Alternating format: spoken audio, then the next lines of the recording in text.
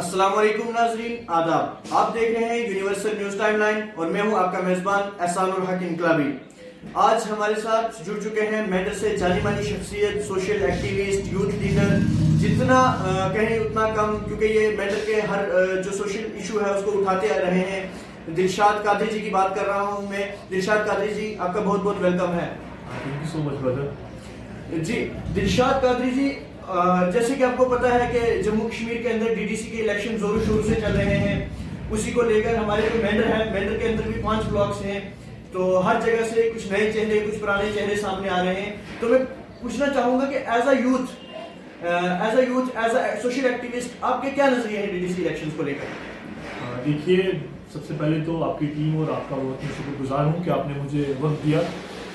जहाँ तक DDC elections का सवाल है, देखिए, पहली दफ़ा 3 टायर पंचायत सिस्टम की शुरुआत जो है जम्मू कश्मीर में होने जा रही है, और एब्रोगेशन ऑफ आर्टिकल 370 के बाद पहली दफ़ा पॉलिटिकल प्रोसेस को जम्मू कश्मीर में शुरू किया जा रहा है।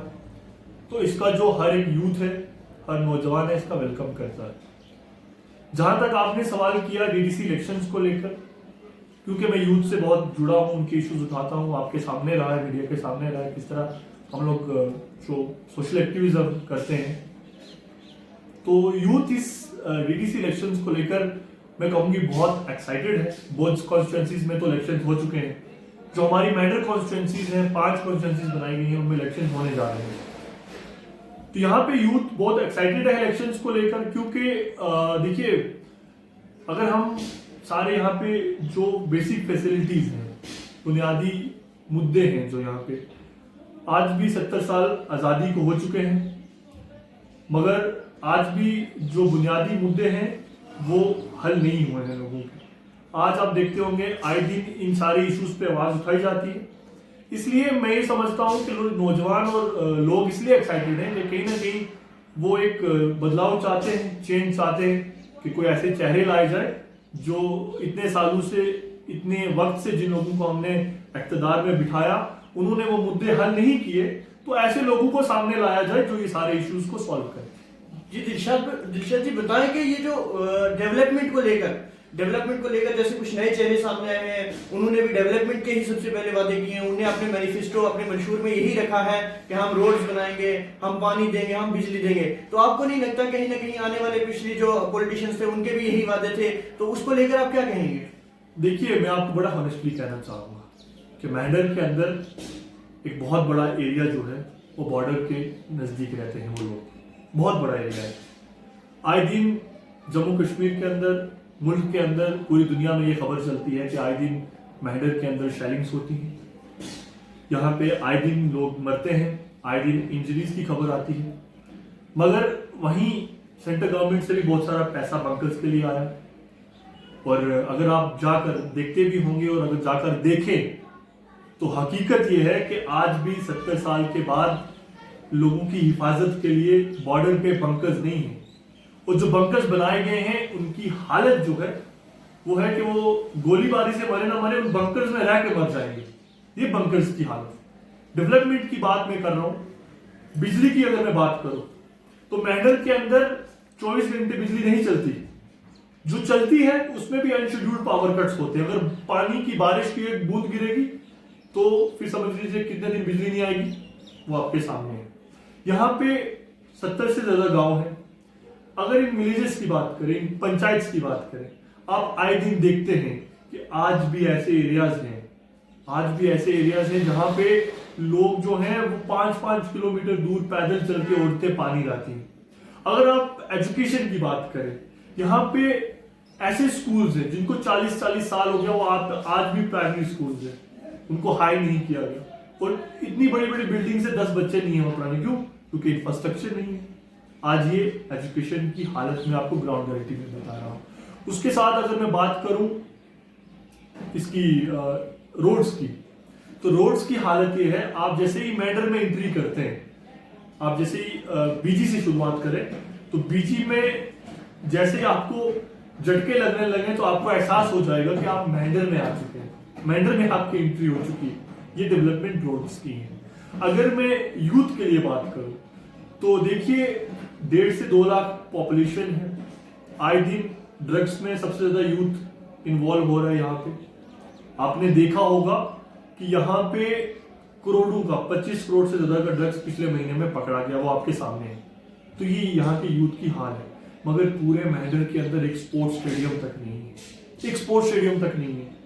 और उसके बाद हॉस्पिटल जो हेल्थ का है, आप देखिए 5 वेंटिलेटर्स कोविड के टाइम पे मैडर में थे।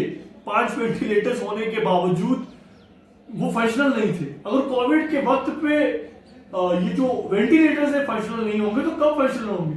रोड, बिजली, पानी, electricity, ventilators, youth, sports stadium, सारी चीजें आप देख ले। गवर्नमेंट डिग्री कॉलेज मैडर के अंदर 5 रूम है और 1300 बच्चा है। ये हमारे सामने। दिलशाद जी आप बताएं कि जो जैसे आपने मुद्दे लिए डेवलपमेंट के, हम देखते आ रहे हैं, मैडर की आवाम आपको देखती आ रही है, अब हर सोशल इशू को लेकर सामने आए हैं। आप मैडर की आवाम का चेहरा कहीं ना कहीं आवाज बने हो, गरीब तबके की आप आवाज बने हो। तो आप बताएं कि जो भी ये हुआ है, तो आपको क्या लगता है कि जो डीडीसी इलेक्शंस है, इसके बाद हमारे इस एरिया में कुछ सुधार आएगा, कुछ डेवलपमेंट होगी? आपके नजरिए क्या है? देखिए, मैं बहुत क्लियरली कहना चाहूंगा कि हम एक्टिविस्ट होने के नाते हम स्टूडेंट्स भी हैं। हम स्टूडेंट हैं, हम इश्यूज उठाते हैं, बहुत हद तक उठा पाते हैं, बहुत हद तक नहीं उठा पाते। जो कर पाते हैं वो करते हैं। मगर जितने भी पॉलिटिकल पार्टीज हैं, जितने भी इंडिपेंडेंट कैंडिडेट्स हैं, जो पुराने थे या जो नए आ रहे हैं, मैं एक चीज बड़ी क्लियरली आपके माध्यम से कहना चाहूंगा और जम्मू कश्मीर के लोगों को कहना चाहूंगा कि अगर आप इलेक्शन लड़ रहे हैं, पहले तो देखिए 70 साल में या फिर जो पिछले सालों में जिन लोगों को हमने इक़्तिदार की कुर्सियों पर बिठाया, जिन्हें हमें बड़ी बड़ी पोस्टें दी, उन लोगों ने क्या किया?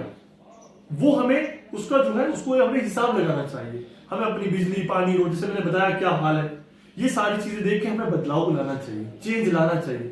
मगर अब चेंज किस टाइप का चेंज लाना चाहिए? वादे सब करते हैं डेवलपमेंट के, जैसे आपने पूछा मुझसे, वादे सारे ही करते, सारे कहते हैं हमें डेवलपमेंट करनी है। मगर आपने जैसे बदलाव लाना है, तो मैं यूथ को, मैं जम्मू कश्मीर की यूथ को, मैहर की यूथ को, डिस्ट्रिक्ट पुंछ की यूथ को, सबको ये कहूंगा कि जब आप बदलाव लाना चाह रहे हैं तो आपने इस चीज का ख्याल रखना है कि जिस इंसान को आप चुन रहे हैं वो उसका डेवलपमेंट प्रायोरिटी हकीकत में भी हो, और उसके लिए ना कोई कास्ट हो, ना कोई कलर हो, ना कोई क्रीड हो, और उससे पहले उसका सोसाइटी में, जैसे लोग कहते हैं कि जी नया चेहरा ला रहे हैं, नौजवान चेहरा ला रहे हैं, हमें देखना होगा कि वो उसने इससे पहले समाज के लिए, यूथ के लिए क्या किया। ये ना हो कि आज वो बिस्तर से उठे, कहे मैं तब्दीली लाने जा रहा हूँ, और क्या उसका पहले समाज में उसका क्या रोल था, वो देखना बहुत जरूरी है।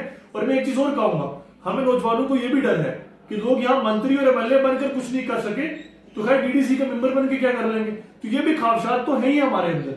जिस तरह से जम्मू कश्मीर के अंदर हमारे कल्चर को पिछले एब्रोगेशन ऑफ आर्टिकल 370 के बाद कल्चर और हमारी आइडेंटिटी को जिस तरह डिस्ट्रॉय किया गया, नौकरियों का वादा किया गया, कभी गवर्नर मुर्मू साहब ने कहा इतनी 1000 नौकरियां, कभी सत्यपाल मलिक जी ने कहा इतनी 1000 नौकरियां नहीं आई, नौजवान बेहाल है। आज कुछ तो डीडीसी के मेंबर्स कहते हैं हम नौकरियां लगवा देंगे। नौकरियां कहां से लगवाएंगे भाई?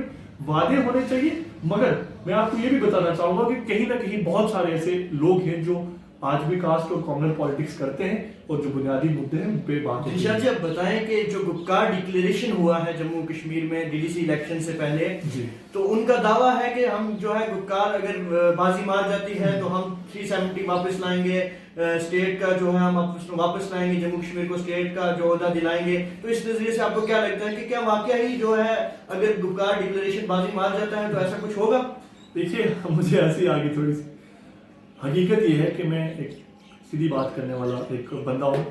मैं आपको हकीकत बताऊं तो गुपकार डिक्लेरेशन हो या फिर बीजेपी हो, जो भी पॉलिटिकल पार्टीज है, हमारा कुछ लेना देना नहीं है। हम जो यूथ सोचता है आज का, मैं वो बात करना चाहूँगा। देखिए, अगर आर्टिकल 370 के टूटने की वजह देखें तो वो बीजेपी नहीं है, खाली कोई एक पर्टिकुलर पार्टी नहीं है। उसमें हमारी रीजनल पार्टीज रिस्पॉन्सिबल थी, सारी रीजनल पार्टीज में, किसी एक की बात नहीं कर रहा, सब रीजनल पार्टीज रिस्पॉन्सिबल थी, उनकी गलतियां थी। वो कहीं ना कहीं बीजेपी के साथ हुकूमत में थे, कोई सेंट्रल में हुकूमत में था, कोई स्टेट में हुकूमत में था, हुकूमत में तो सब रहे। और बीजेपी का हमेशा से मैनिफेस्टो था कि हम आर्टिकल 370 को तोड़ेंगे। तो कोई आज ये बात करे, मुझे एज ए यूथ, पढ़े लिखे यूथ को कोई कहे कि नहीं यार ये ऐसा हो वैसा हो, सबकी गलतियां थी। जहां बीजेपी इसमें इन्वॉल्व है तो वहां हमारी रीजनल पार्टीज ने भी अपना हिस्सा डाला है दफा 370 को तोड़ने के लिए। तो मेरा ये कहना है कि ठीक है, गुपकार डिक्लेरेशन है और उनका क्या वो है, मैं तो डिक्लेरेशन पे लोगों को वोट देने के लिए नहीं कहूंगा, मैं तो इंडिपेंडेंट कैंडिडेट्स को वोट देने के लिए नहीं कहूंगा। मैं कहूंगा जो चेहरा अच्छा है, जो अच्छा लोग हैं, जो अच्छी सोच रखने वाले लोग हैं, उनको वोट दीजिए। चाहे वो गुपकार डिक्लेरेशन के कैंडिडेट हो, चाहे वो किसी अन्य पार्टी के कैंडिडेट हो, चाहे वो आजाद उम्मीदवार हो, अच्छे। जी दिलशाद जी, आप बताएं कि जैसे यहाँ पे कास्ट पॉलिटिक्स के नाम से जो वोट जाता था, जो वोट बैंक बनता था, उसको लेकर आपको क्या लगता है कि इस बार के जो डीडीसी इलेक्शंस हैं इनमें कुछ चेंजिंग्स आई हैं या वही हाल है? देखिए, हाल में कहूँगा बहुत सारे नए चेहरे हैं जो कास्टिज्म को प्रायोरिटी नहीं मानते, मगर अफसोस की बात यह है कि अगर पुंछ जोरी की बात आती है ना, तो कास्ट पॉलिटिक्स डोमिनेट करती आई है। आज तक गुज्जर पार्टी पॉलिटिक्स डोमिनेट करती आई। आज भी वो लोग हैं जो कास्टिज्म को प्रायोरिटी मानते हैं, इस गंदी कास्ट की सियासत को प्रायोरिटी मानते हैं। लोगों के लिए मैं ये जरूर कहूँगा कि हमारे प्रॉफिट मोहम्मद सल्लल्लाहु अलैहि वसल्लम ने बहुत क्लियरली अपनी आखिरी खुतबे हुज्जतुल वदा में कहा कि किसी को किसी पे फौकियत नहीं है, सारे इक्वल हैं, चाहे वो गरीब हो, अमीर हो, अजमी हो, अरबी हो, कोई भी हो, सारे इक्वल हैं। बल्कि इस पॉलिटिक्स को जो है हमें खत्म करना चाहिए। आज भी कुछ लोगों के लिए जो है ये प्रायोरिटी है कि कास्ट पॉलिटिक्स होनी चाहिए। मैं लोगों से कहूंगा कि अगर 21st सेंचुरी के अंदर चाहे वो धर्म की सियासत हो, जात की सियासत हो, कास्ट की सियासत हो, इसे खत्म करना चाहिए। अगर हम इसे अभी खत्म नहीं करेंगे तो हम कभी नहीं खत्म करना चाहेंगे। मैं एक बात ये कहना चाहूंगा पुंछ जोरी के लोगों से, जो लोग मुझे देख रहे हैं, कि खुदारा इस कास्टिज्म पॉलिटिक्स को और कॉम्युनल पॉलिटिक्स को खत्म करें। डेवलपमेंट जो लोग प्रायोरिटी, जिस लोग मानते हैं डेवलपमेंट को प्रायोरिटी, उनको सामने लाएं। जी दिलशाद जी, मेरा आखिरी सवाल आपसे ये रहेगा कि आप बता मेडल की जो यूथ है, मेडल की अवाम को क्या जो है पैगाम देना चाहेंगे? देखिए, मेरा मैसेज ये रहेगा सब लोगों के लिए कि इस बार आओ मिलकर बदलाव लाएं। और बदलाव किस तरीके का लाएं कि जो लोग एक विजन लेकर और जिन लोगों का समाज में कुछ रोल रहा है, जो लोग कुछ करना चाहते हैं, कुछ बदलाव लाना चाहते हैं, उन लोगों को सामने लाएं।